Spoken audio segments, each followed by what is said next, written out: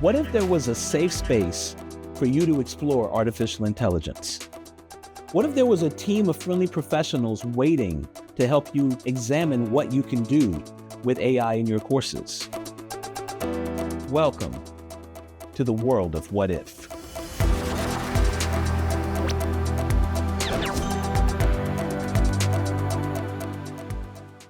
My name is Dr. Katie Coulson-Johnston. I'm the Online Programs Admissions Concierge here in the Center for Online and Continuing Education. And I'm really excited to be here today to talk to you about my playground, which is Idea to Assignment, ChatGPT in Action. I'm going to talk today about how ChatGPT can function as a thought partner when you're designing assignments, especially when you have a great idea for an assignment, but you're not quite sure how to turn it into something structured or something you can assess. And this today is not about outsourcing your thinking to AI, but it's more about using it to support the assignment design process. So here's how we'll spend our time today. We'll start with a common instructional challenge. Again, that moment where you have that idea, but you're not quite sure how to move it forward. Then I'll walk through how I've used ChatGPT as a thought partner during assignment design, from clarifying purpose to shaping structure and anticipating challenges. And we'll also touch on scaffolding for success, and I'll highlight some additional resources available to you here at Florida Atlantic.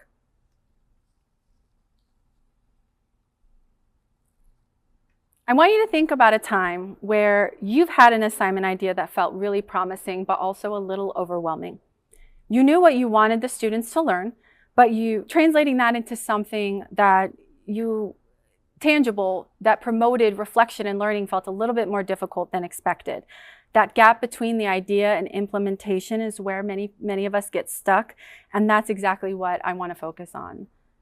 With AI, many of us are just really looking for that thought partner, especially when we need help thinking through that idea, someone we can bounce ideas off of, push our thinking a little bit further, especially when we're doing something new. Sometimes we have a lot of ideas, in my case, sometimes too many. And they're swirling around and they haven't quite landed in that way that feels teachable or something we can assess just yet. We want our assignments to be creative with our students. We want to push their thinking. We want them to be challenging. We want to promote that critical thinking. And those are all very important parts of being an educator. I served as an adjunct instructor teaching at an institution, and my course was a student life skills course. And the purpose of this course was to prepare students to excel in college. We would go over tangible skills that can be used as they continued their education. My students all had really high goals set for themselves, and so my job was to help give them the skills that could follow them throughout their entire journey. Another objective was to make them aware of everything that our institution had to offer the student in terms of resources, and to promote the other resources that they could anticipate as they moved on to other institutions.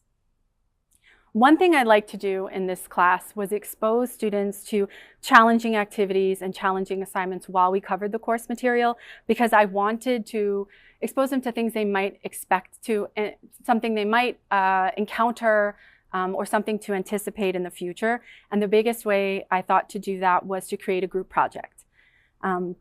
We were all students once.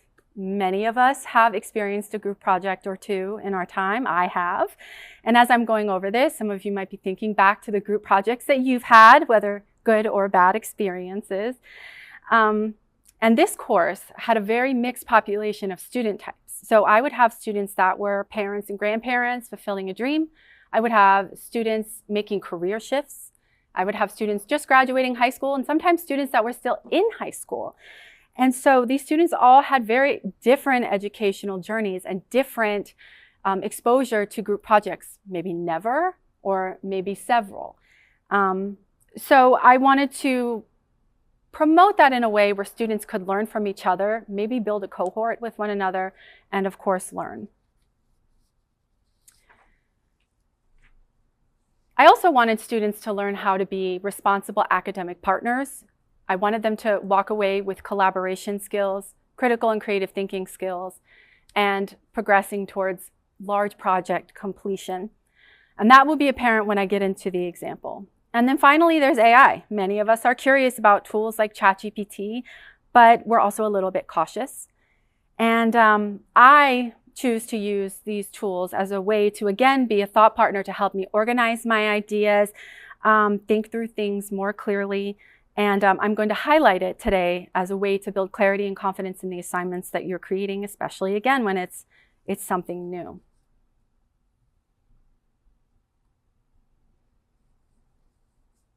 One of the most important things I've learned when prompting, I'll use ChatGPT today, one of the most important things I've learned is that your first prompt doesn't have to be perfect. Your conversation with AI will walk you through that. It will show you where the gaps are because it asks questions. If ChatGPT is confused, then my students will be confused. So that's really important as well.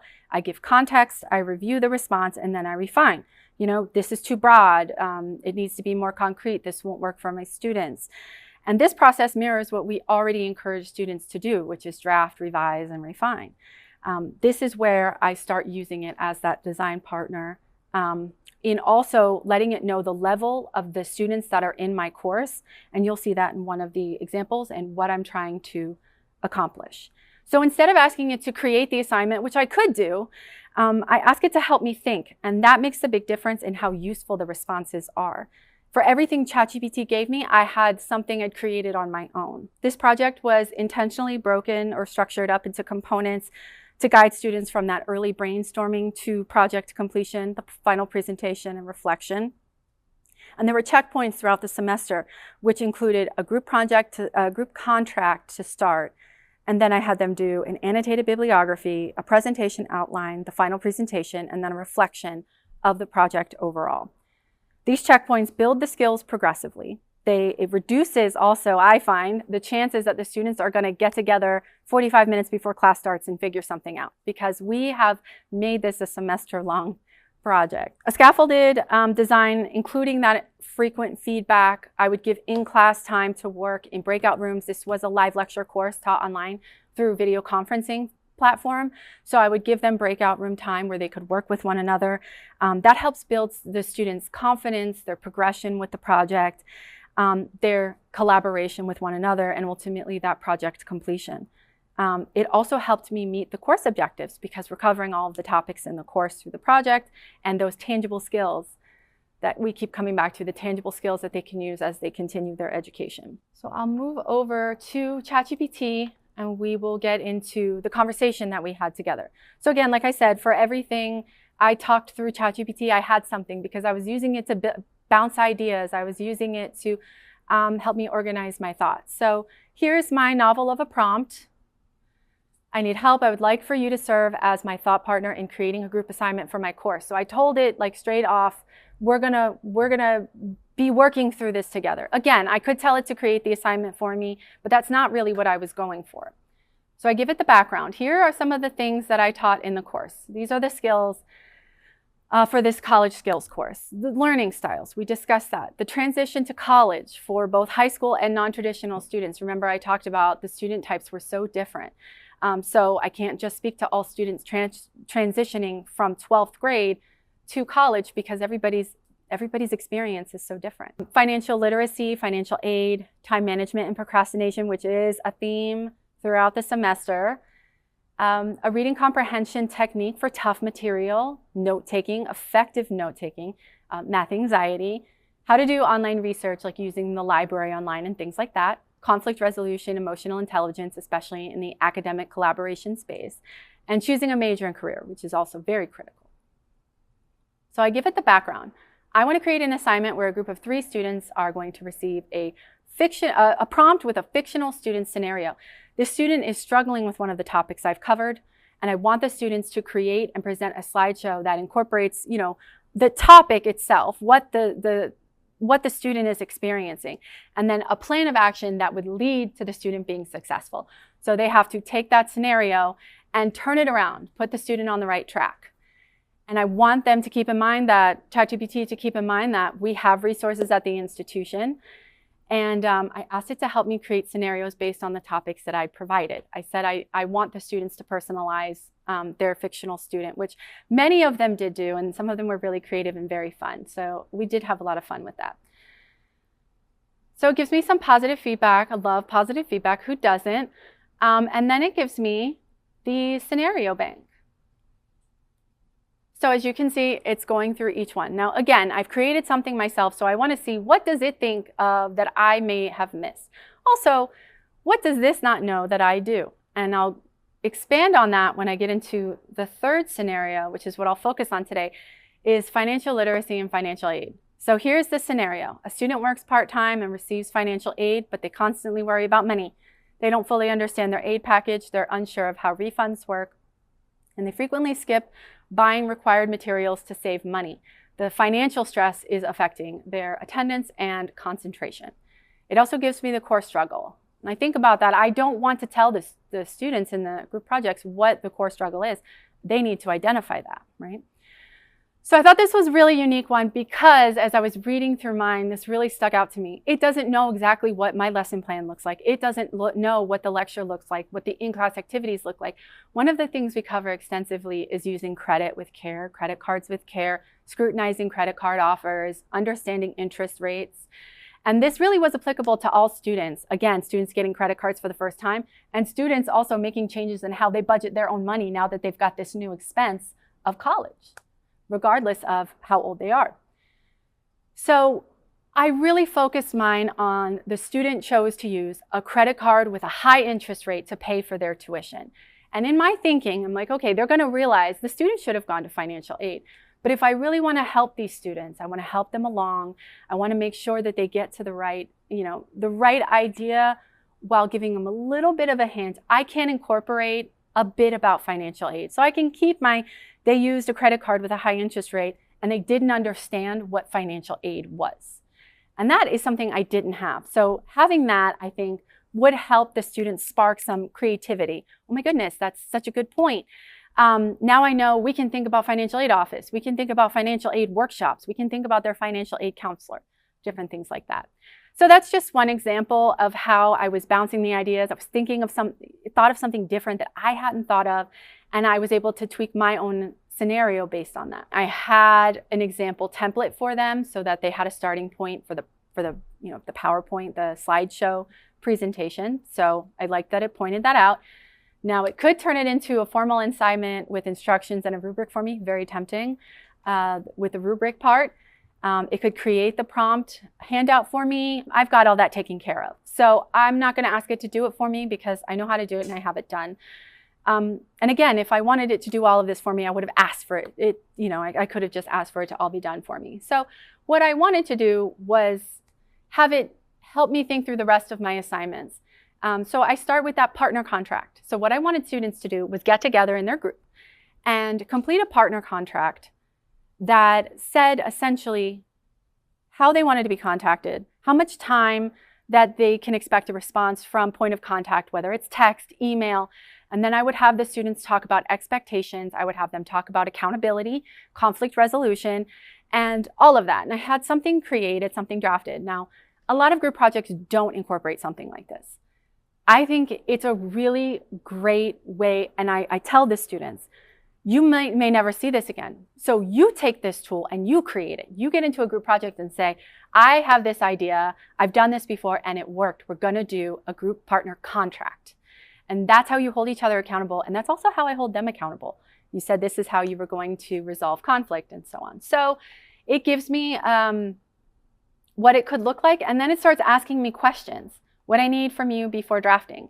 So I didn't give it enough information. Again, it's like a draft. So what was the format preference, the grading weight for the contract and the enforcement level? So is this just for planning? Is it actively referenced if conflict arises and so on? So I give it some feedback of what I'm looking for because it's in line with what I've created myself, and it puts it out there for me. So here's your group project partner contract. It gives the purpose. I like what I'm seeing, but it's already in line with what I have. So, group members, communication plan. Participation expectations stuck out to me because it gives me what the expectations are, but I feel like it's more impactful if the students are creating their own expectations. So perhaps I can put an example of an expectation and ask them, because that is a good idea because they can look at it and go, what does this even mean? And perhaps an example of an expectation, but really let them know that they have to create expectations of each other. And this is in line with becoming that responsible academic partner. The roles and responsibilities, the work quality and deadlines, conflict resolution again, and accountability. One thing it's also missing is expected response time. You know, if the communication outreach, if you prefer text, how long can we wait to hear back from you? Again, holding each other accountable. You said 24 hours. It's been a couple of days, things like that. They can have those conversations, and they can also have that conversation with me, and I can help bridge that gap. It's to prevent students coming to you the week before saying, nobody in my group helped me. I have this contract that says you all decided at the beginning of the semester. And again, so that they take this tool and say, this worked, I'm going to do this for all the group projects moving forward. So I'm confident with what I have. I like what it showed me. It made me think. I can move forward. The next thing I want to talk about is the annotated bibliography. So like I said, I wanted to introduce students to challenging assignments, challenging concepts, and many of them have never heard of an annotated bibliography before. But I wanted to introduce it to them in low stakes, just like the group projects. It's low stakes content-wise, but we're really focusing on the skill of doing a group project, being in a group project. So I wanted to give them an assignment where they had to find scholarly resources to help them as they're working through that presentation of creating the plan for the student's success. What I did was I created an annotated bibliography, just very brief. An annotated bibliography, they find the source, they summarize the source in their own words, they say how it's appropriate for their topic and why they're using it, and then it's also, you know, like a little resource list for them that they can come back to. So what I asked ChatGPT to do was to read it through the lens of a first-time in college student to ensure that there's no confusion in my instructions or the outline or anything like that. What I have to remember as a college instructor with a terminal degree, how I understand assignment instructions might be very different than that of a first semester student. And first-time in college students, when they come in, they're feeling sometimes less confident, a little imposter syndrome, sometimes overwhelmed. And so if they get confronted with an assignment without clear instructions, that can shut it down. That can prevent next semester registration. So we want to make sure that they feel empowered and confident. And one way to do that is with very clear instructions when you're giving them challenging assignments. So it gives me some feedback, which I appreciate. And then I'll just go over a few of the recommendations it gives me. So choose a research topic approved by your instructor is what I threw in there. I wanted them to identify what their topic was, but it could be a little confusing. I can choose the topic, so I need to be more clear, right? What counts as a research topic? I'm like, okay, I'll make that adjustment. And maybe I missed it. Maybe I created it and I just missed that part. Find 3 to 5 sources related to your topic. This was interesting because they know how to do this by the time the annotated bibliography comes up, because we go over how to use the library in person, how to use the library online. I give workshops on it. I give worksheets on it. So they know how to do it, but I have to remember they haven't memorized it yet. I talk about it a lot. I talk about it every semester, and they might not necessarily do that. So the more I can reinforce how to use the library online, how to find space in the library, things like that, the more that I can talk about that, the more confident they'll feel. So it's making me think I should include another instructions worksheet on how to use the library online. It's in Canvas, right? But the more, the easier it is to have it all combined into one assignment, the better. Another is at least 2 sources must be scholarly. Well, when we do our library workshop, we go over how to refine to get the best sources to support your argument, how to use those filters effectively, what is peer-reviewed. I want them to identify good research, versus just grabbing the first Google result. I want them to be able to comprehend the difference and also understand what they're reading. When it gets into difficult content, I would tell students, you're going to read things that not necessarily be very easy the first time around. So I want to push you a little bit. So I need to be a little bit more clear in those instructions. So this is just kind of an example of how I'm thinking through what I've created and how I need to make sure that everything I do is in line with supporting student success in the assignment. Cite each source using APA format. We've gone over MLA, we've gone over APA because they might be being introduced to both of those this semester. I'll include the link to the library that has APA and MLA workshops. Okay. All right, so it's giving me feedback for everything. I don't want to, go through everything. I also give an example entry so that they have something to work off of. But even in my example, some of the gaps say this might be too perfect and intimidating. Well, they need to know how to write academically. So let me reread it, see if there's anything that's too much. You get into the scholar lens and you're writing it because you've done annotated bibliography, because you've summarized research before. It's a little bit easier for you than it might be for them. So it makes me rethink how I've structured it and take another look. Okay.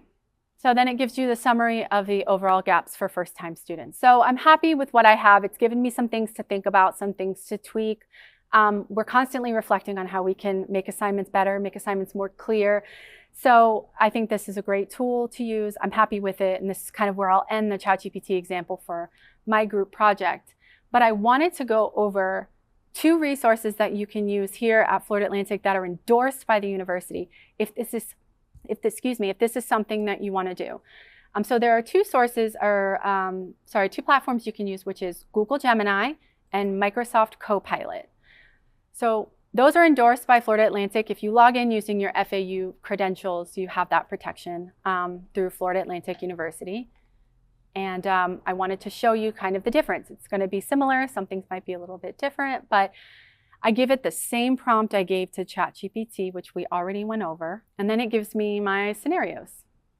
So I'm going to again go back to that financial literacy and financial aid. Student is working 30 hours a week to cover rent and living expenses, which cuts into their study time. They receive financial aid, but they mismanage the refund at the start of the semester and now face unexpected expenses. So they don't want to accrue, or they're scared of accruing student debt, unaware of emergency aid options, effective budgeting strategies, all things we go over when we talk about financial literacy. So I thought it was a great one. And I also like how specific it got about the student, like they're working 30 hours a week. I asked the students to give their fictional student like a persona. I wanted to give them personality, and some of them were very creative. And this is leading me to think I need to be even more clear. I want you to give me more examples. So if they're mismanaging time, because time management is one of them, what are the reasons? For financial literacy and financial aid, what are the external, aside from work, responsibilities that they have? Because remember, these students are first time in college, their parents, their grandparents, they have standing appointments, they're caregivers for maybe their parents, their children. So the financial constraints, the time constraints, it might all be there. So let's be really specific. And then what you might find is that you might relate to some of these scenarios. So I'm pleased with what Gemini gave me. I think it's pretty similar to what we can expect from ChatGPT, and Copilot isn't much different.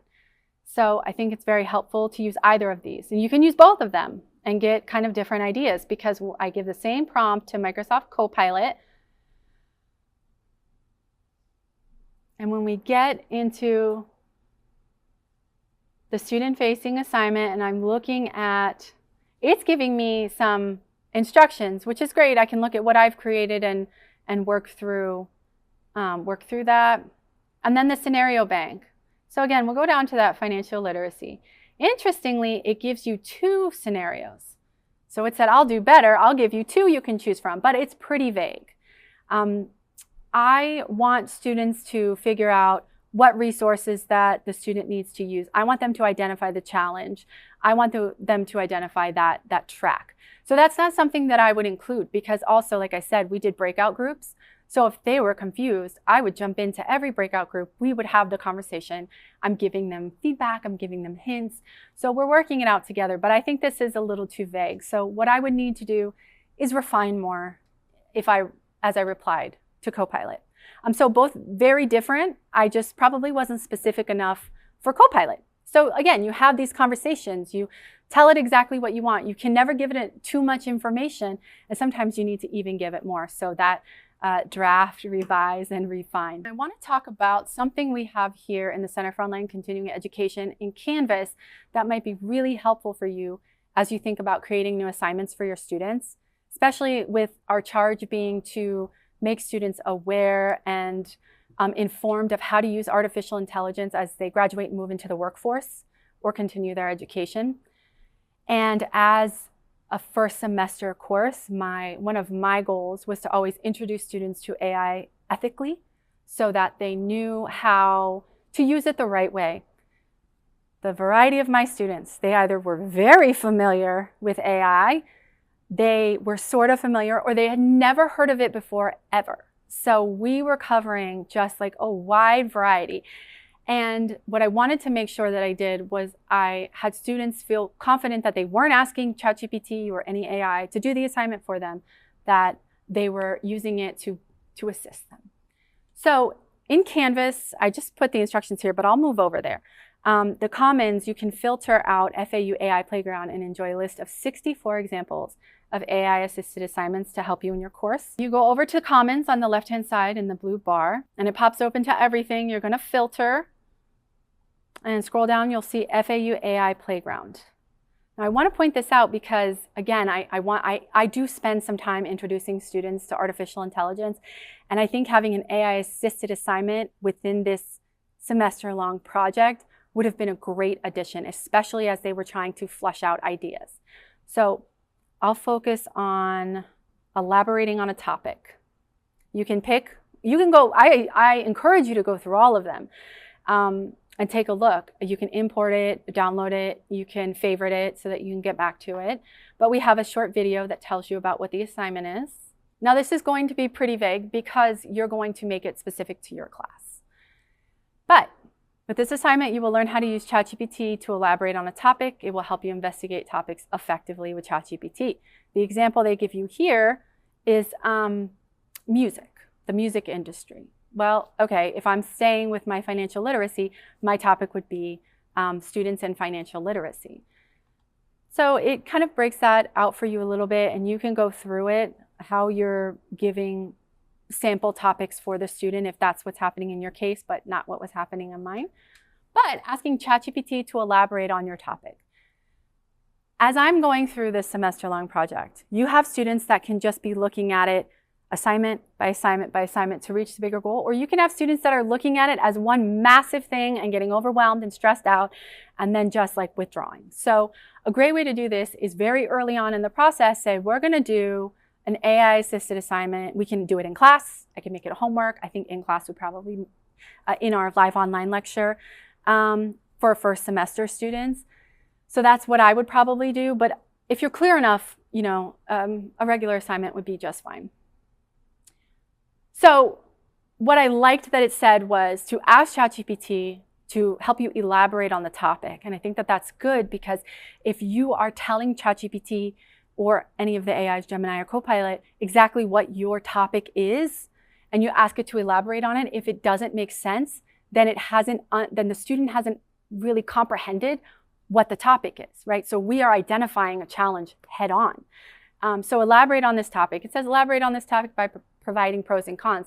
I could tell them, identify those core struggles, what those are, and ask ChatGPT if you've missed anything.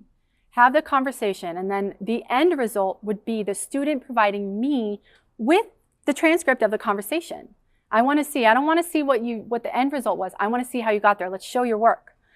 And this is a great way for me to be able to have a conversation with the student and say, you did this great. This was a great way to use it. I can see how it helped you. You've refined your idea. You're on the right track. Or you use this to do it for you. Do you see where you may have strayed? Do you see where you relied too much on it? AI is going to help you. It's not going to think for you. You use it to bounce ideas. So I thought that this was a great way to do that, to introduce them to artificial intelligence and having those conversations not as, you know, these are consequences for this, but there could be. So let's figure out how we could have done it right. And then we could also have a meeting and just talk it through and say, let's go through prompting together.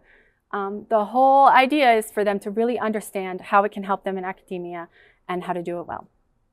So I just wanted to show that to you and show you if you have the time and you're trying to think of different things and feel more confident with artificial intelligence, this will help both your students and you.